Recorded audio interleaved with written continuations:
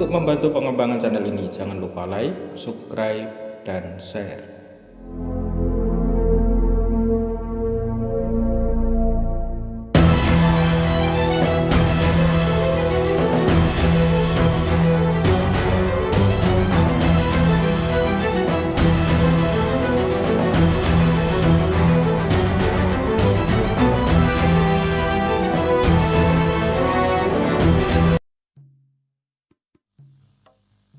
Assalamualaikum warahmatullahi wabarakatuh. Sahabat Ngaji Wali yang dimuliakan Allah, kali ini kita sudah memasuki episode ke-28 dari Tafsir Suluk Linglung. Kali ini kita akan membahas bait ke-20 dan ke-21 dari Pupuh Dandang Gula yang terdapat di dalam kitab Suluk Linglung. Semoga dapat menambah wawasan dan ilmu untuk menemukan hakikat diri. Sahabat Ngaji Wali, bait ke-20 dan ke-21 ini berisi tentang penjelasan wujud sejati. Apakah itu wujud sejati? Episode ini akan membahasnya secara tuntas. Oleh karena itu, ikuti video ini sampai selesai agar tidak salah memahami istilah ini. Konten dalam video ini adalah merupakan penafsiran dari kitab Suluk Linglung yang diambil dari berbagai sumber referensi.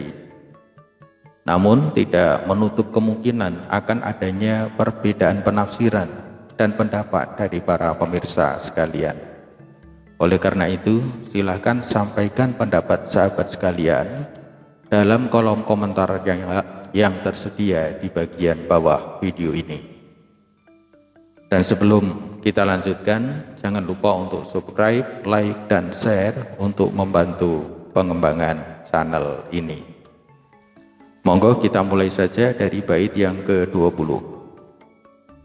Di dalam bait yang ke-20 disebutkan, Kati towangunono puniki, kang sawang peputeran tento, tak pyo dulunan kiye, seh melayaan dulu, kang kadya peputeran gading, cahya mancur gumilang, naneja ngenguwung, punapa inggih puniku, rupaning zat kang pinerih pun ulati kang sejatining rupa. Artinya, sama pula bentuk dengan bentuk yang ada ini, yang bila dilihat berubah-ubah putih. Camkanlah dengan cermat semua ini. Syekh Melaya mengamati yang seperti cahaya berganti-ganti kuning. Cahayanya terang benderang memancar, melingkar mirip pelangi. Apakah itu yang dimaksudkan? Wujud dari zat yang dicari dan didambakan, yang merupakan hakikat wujud sejati.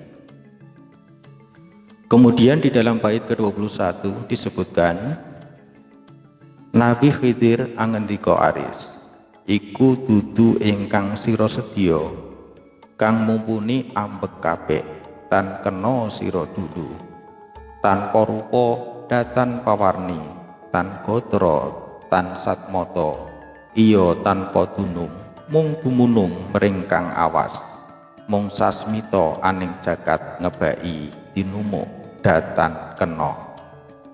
Artinya, Nabi Khidir menjawab dengan lemah lembut, itu bukanlah yang engkau dambakan, yang dapat menguasai segala keadaan.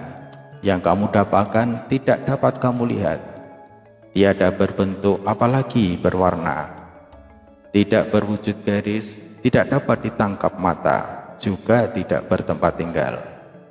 Hanya dapat dirasakan oleh orang-orang yang awas mata hatinya. Hanya berupa penggambaran-penggambaran atau simbol yang memenuhi jagat raya ini.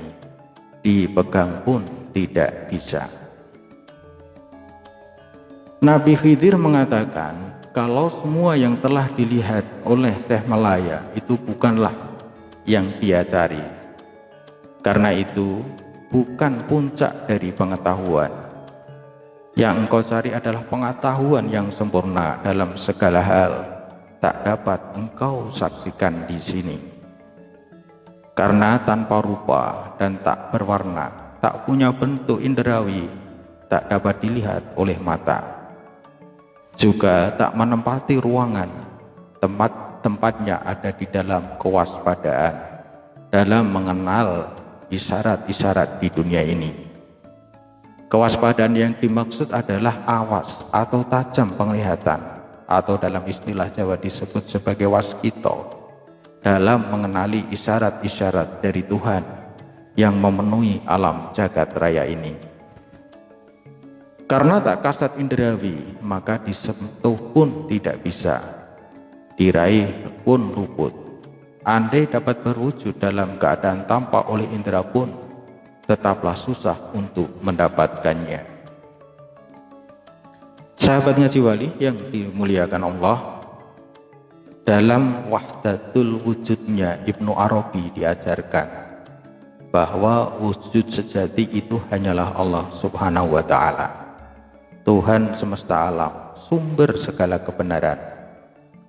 Alam semesta di mana makhluk hidup berada hanyalah merupakan manifestasi dari wujud sejati yang di dalam dirinya tidak memiliki wujud sebagaimana wujud sejatinya Allah. Ibnu Arabi menggambarkan hubungan wujud sejati dengan alam sebagai gambar sebagai gambar wajah yang muncul dari cermin saat seseorang bercermin. Ibnu Arabi menjelaskan bahwa itu hanya ada satu, tetapi akan terlihat banyak sesuai dengan jumlah cermin yang tersedia. Ibnu Arabi mengatakan wajah itu hanya satu, tetapi cermin 1001. Keberagaman model dari pantulan tersebut tergantung dari kualitas kaca yang memantulkan wujud sejati. Dari sini muncullah berbagai macam bentuk makhluk yang tercipta dari pantulan wajah Tuhan, yang semuanya berbeda karena perbedaan kualitas kaca yang memantulkannya. Bisa kita ambil contoh ketika kita memasuki sebuah ruangan yang dipenuhi dengan cermin pada setiap sudutnya. Dengan kualitas cermin yang berbeda, tentu kita akan mendapatkan bayangan yang banyak dengan bentuk bayangan yang berbeda-beda tergantung jumlah kaca yang terdapat di dalam ruangan tersebut. Oleh karenanya, keragaman yang ada di alam semesta ini seharusnya tidak mengelabui pandangan kita, karena masing-masing dari mereka merupakan pantulan wajah Tuhan.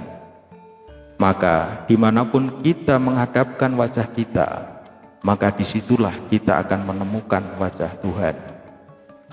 Dan keberadaan alam semesta ini sangat tergantung pada kehadiran Tuhan. Karena jika Allah berkehendak untuk menarik kehadirannya, maka alam semesta ini pun akan lenyap, sebagaimana lenyapnya bayangan kita saat kita menjauhkan diri dari kaca tersebut. Bagi Ibnu Arabi, kehadiran Tuhan itu begitu nyata dan sangat jelas, bahkan terlalu jelas untuk kita sadari.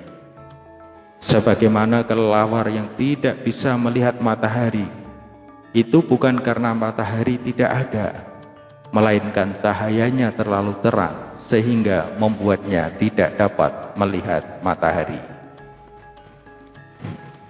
Sementara itu, pandangan ajaran manunggaling Kawula Gusti menurut Syekh Siti Jenar yang menyatakan bahwa hakikatnya manusia itu adalah manifestasi Tuhan.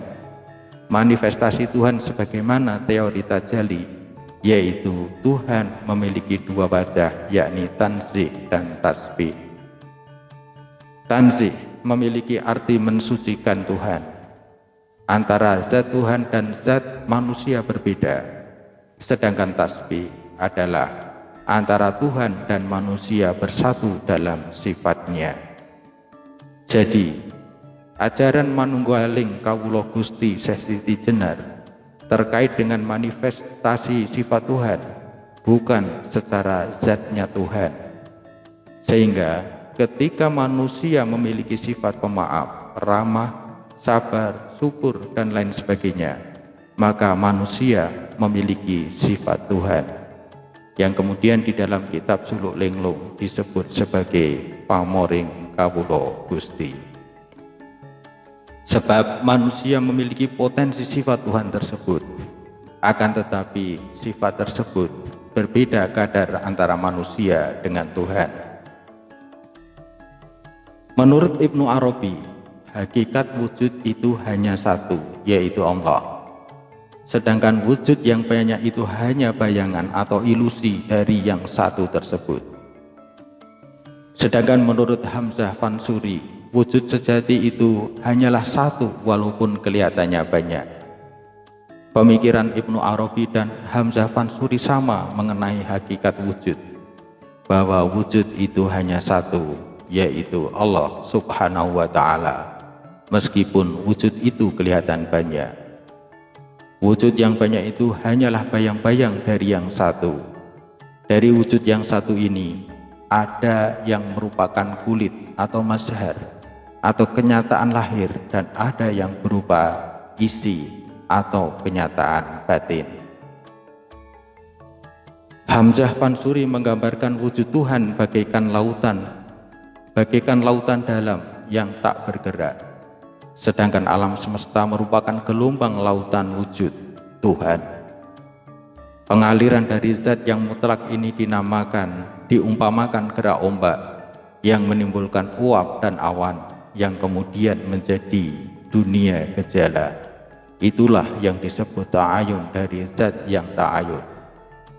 Itu pula lah yang disebut tanazul. Kemudian segala sesuatu kembali lagi kepada Tuhan atau taroki, yang digambarkan seperti uap dan awan yang membentuk hujan, lalu airnya jatuh ke sungai dan akhirnya kembali lagi ke lautan. Begitulah penggambaran tentang wujud sejati. Semoga dapat dijadikan sebagai tambahan pengetahuan untuk menemukan hakikat diri. Kami akhiri, wassalamualaikum warahmatullahi wabarakatuh.